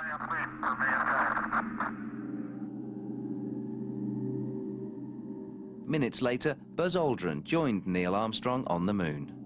Buzz Aldrin. That's an easy mistake to make. It does mention Buzz Aldrin in the film, but was he the first man to walk on the moon? Minutes later, Buzz Aldrin joined Neil Armstrong on the moon. So if you join Neil Armstrong, who was the first person on the moon? Neil Armstrong. Like the questions which ask for facts in your reading test, the answers to all those questions were in the film. So, in your test, always remember to go back to the text to check your answers.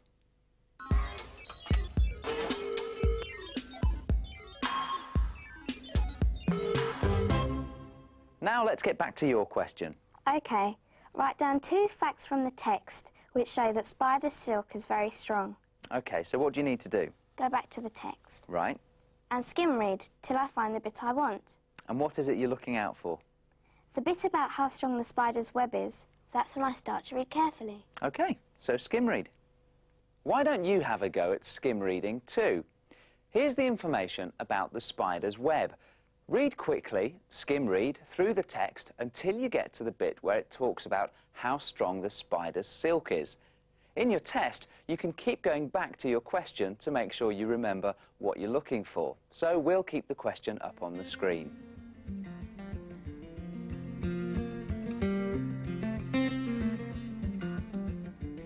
Here's a bit about how strong the web is, so that's where you stop skimming and need to start reading carefully.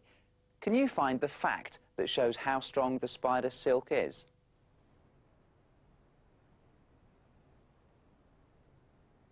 So, what's the answer? I found one answer. It says it's as strong as steel thread, and I know steel is very strong. That's good, so write that down. Notice, for this question, there are lots of lines to write on for each fact, so you know that you need to write a phrase or a sentence, not just one word. So, what have you written?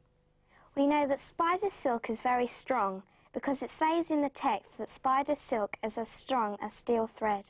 OK, so that'll get you 1 mark. But remember, this question is asking for 2 facts, so what about the other fact? I can't find it. It's not in this bit of the text. No, it isn't. You see, the facts that a question asks for might not always be next to each other in the text. So what can you do? Read on. Go ahead, then. And why don't you, too? See if you can find the other fact that shows how strong the spider's silk is. The question will stay up on the screen, too, to remind you what you're looking for.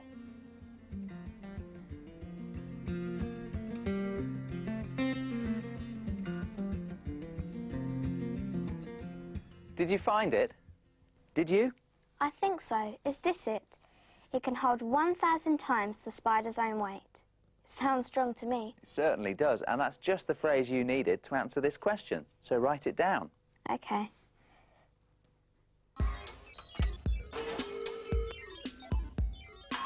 Well, that's the end of our programme on finding facts from factual writing. So let's check what we've done. With questions that are asking you to find facts from factual writing, don't rely on your memory. Go back to the text to find the answer. Read the question carefully and look for clues, like page numbers, that will help you find where the answer is. Skim read to find the important bit, then read carefully. Now you can go over all these things at school with your teacher. Don't forget, you can always wind the tape back and look at bits of the programme again. There are also books, audio tapes and our interactive Revisewise website to help you make the most of what you know when you're preparing for your test. So, we'll let you get on with your test and you can get on with your revision.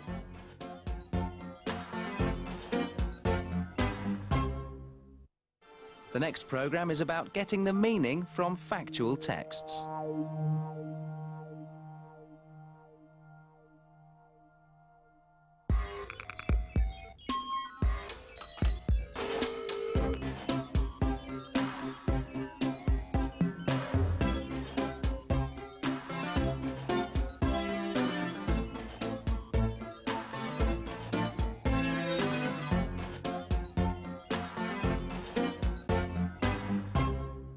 To help you with your Key Stage 2 English test, in this programme we're going to look at questions in the reading test, where you need to get the meaning from a factual text.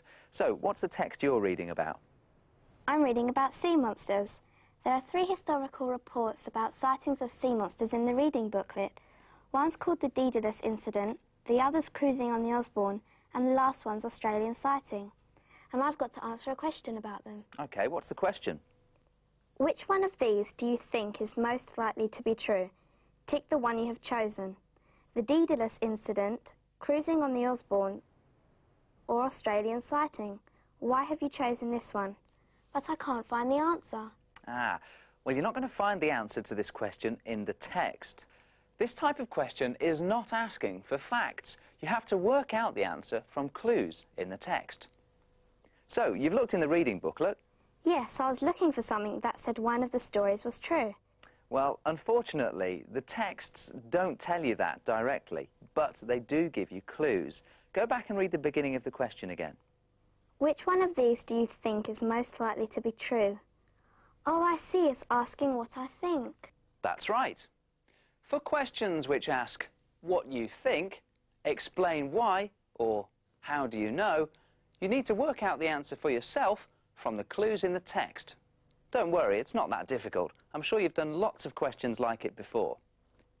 Have a look at this film called The Water We Use. It's about water pollution. There'll be some questions on the cleaning process afterwards. Cool, clean water bubbling down from the hills till it reaches a town.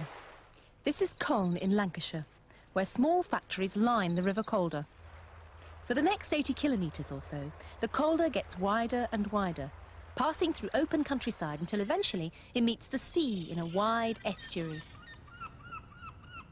Upstream, back in Colne, all kinds of things get dumped in the river to spoil it and pollute it.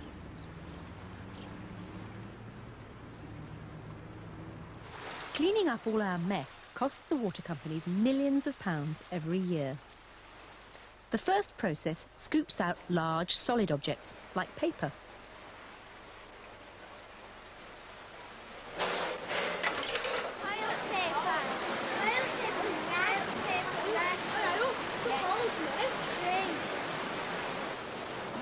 The water still has a lot of dangerous sewage in it as it flows on to the next stage.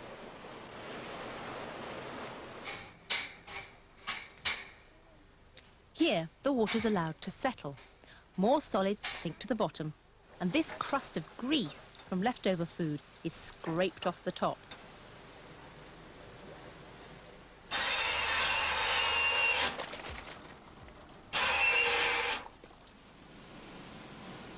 Next, the water is churned up to mix it with air. This helps the special bacteria in this tank to actually eat up any remaining raw sewage. A sludge of fed bacteria settles to the bottom of this round pond and clear, clean water runs off the top. The first question is, why do you think that the river is not polluted up in the hills, but is further down? Remember, this question isn't asking you to remember any information. There will be clues in the text. So, let's go back to the film. Cool, clean water bubbling down from the hills till it reaches a town. This is Colne in Lancashire, where small factories line the River Calder. For the next 80 kilometres or so, the Calder gets wider and wider, passing through open countryside until eventually it meets the sea in a wide estuary. Upstream, back in Colne, all kinds of things get dumped in the river to spoil it and pollute it. The clues to answer this question are that in Colne, small factories line the river, and in Colne, all sorts of things get dumped in the river to spoil it and pollute it. So, the factories pollute the river and people pollute the river by dumping rubbish. This all happens in Colne, downriver from the hills, where the cool, clean water starts its journey. So, why do you think the river is not polluted up in the hills, but is further down?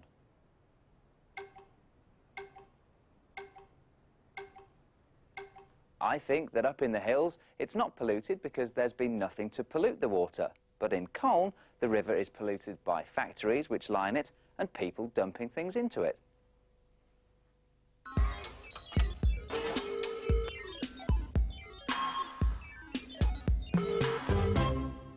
How about this question? What do the clean-up processes tell you about the makeup of sewage? Back to the film. The first process scoops out large solid objects, like paper.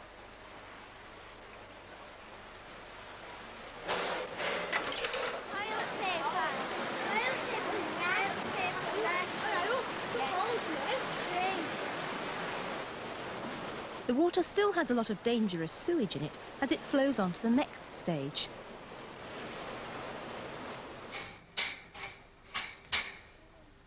Here, the water's allowed to settle. More solids sink to the bottom, and this crust of grease from leftover food is scraped off the top.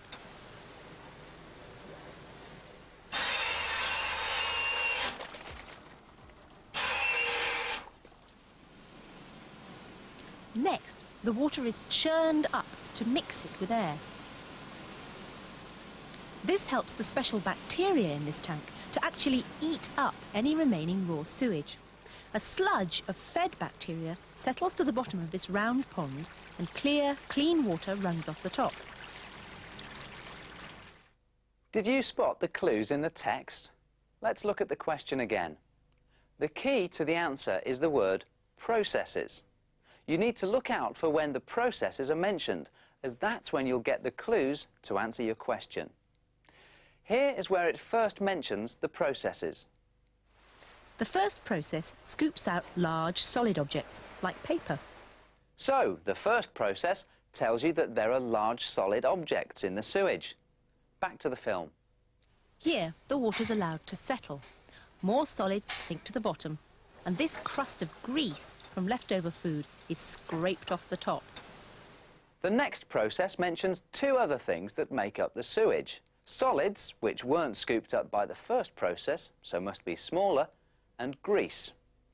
And finally... Next, the water is churned up to mix it with air. This helps the special bacteria in this tank to actually eat up any remaining raw sewage. A sludge of fed bacteria settles to the bottom of this round pond and clear, clean water runs off the top. So, the last process involves bacteria, which are extremely small organisms. So, the remaining sewage must be extremely small too. So, how could you write an answer to this question?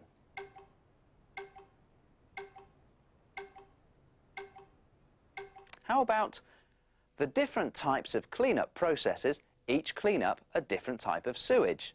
The first deals with large objects, the next deals with smaller objects and grease, and the last one deals with very small objects, so small that they are eaten up by bacteria. Did you notice, for all those answers, you needed to give an explanation? You always do with this type of question. You need to explain how you know what the answer is, as well as give the answer. So, let's get back to your question. Which one of these do you think is most likely to be true? Tick the one you have chosen. The Daedalus incident, cruising on the Osborne, or Australian sighting. Why have you chosen this one? But I don't think any of them are true. Well, even if you don't really believe any of them, you've got to tick one of the answers. You need to work out which is most likely to be true from the information you're given. Answers always need to be based on the text you're given, not on what you might have learned at school or home about anything like sea monsters. So, what do you think you should do next? Go back to the text. Exactly. Here's the Daedalus incident. While I read it through, why don't you think about whether you think the story is true? It is early in the evening of the 6th of August, 1848. HMS Daedalus is sailing home after 4 years at sea. The weather is overcast and dull. One of the officers is gazing idly out to sea when he sees something moving. He cries out in surprise. Lieutenant Drummond comes over to see what the matter is. He calls the captain over. Together with 4 others, they watch an amazing sight. Approaching them is an enormous sea serpent, at least 18 meters long. It holds its head and neck out of the water as it swims steadily past the ship. The monster passes close enough for the men to see every detail, but it does not seem to notice the ship. It's visible for a full 20 minutes. So, what did you think? Seem likely? Do you think that report could be true? I'm not sure. If the weather was dull, then they might have mistaken what they'd seen, especially after 4 years at sea. Also, you'd think the creature wouldn't go near a big ship. Yeah, that could be right. But then again, quite a few people saw that creature, didn't they? Yes. Well, look at it this way. If one person said to you they'd seen an alien, would you believe them? Probably not. But if 2 or 3 people told you they'd seen an alien, would you believe them? I might. And if 4 people said I see what you're getting at. At least 6 people saw the monster, so it might be true. But I'm not sure. I better have a look at the other 2 before I decide. OK. Here's the second sighting, cruising on the Osborne. What do you think about it? On the 2nd of June, 1877, the British yacht Osborne was cruising through calm waters when 3 people on deck saw a very large animal, at least 16 metres long. It surfaced close to the ship and quickly swam away. The creature had a large, wide body with 2 enormous flippers. In front of the body was a long neck and a small head. No one could say what it was. Possible? So, what about this sighting? The water was calm, so the weather was probably good. And 3 people did see it, so it could be true. Yeah. But it did swim away quickly, and perhaps they really didn't get a good look at it.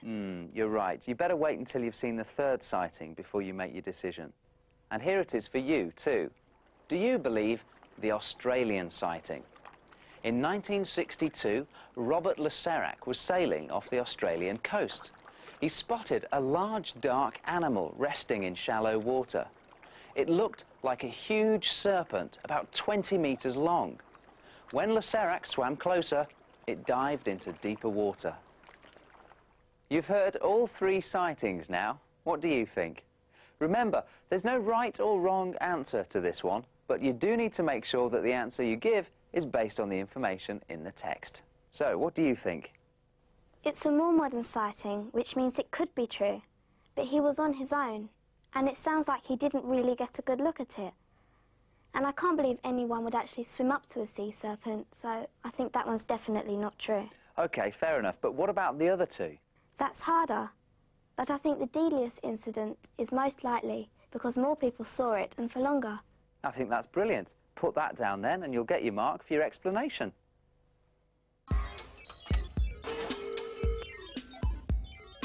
That's the end of our programme about getting the meaning from factual text. These sorts of questions often ask you, how do you know? Or, why do you think? Or, explain why. We saw that you won't find the exact answer in the text, but you will find clues, and from the clues you can work out the answers. We also learned that it's important to use the text to explain what you think. Single word answers or short phrases won't do for this type of question. You'll need to write sentences. You can always go over this at school by winding the tape back and looking at bits of the programme again. There are also our books, audio tapes and our interactive Revisewise website to help you make the most of what you know when you're preparing for your test.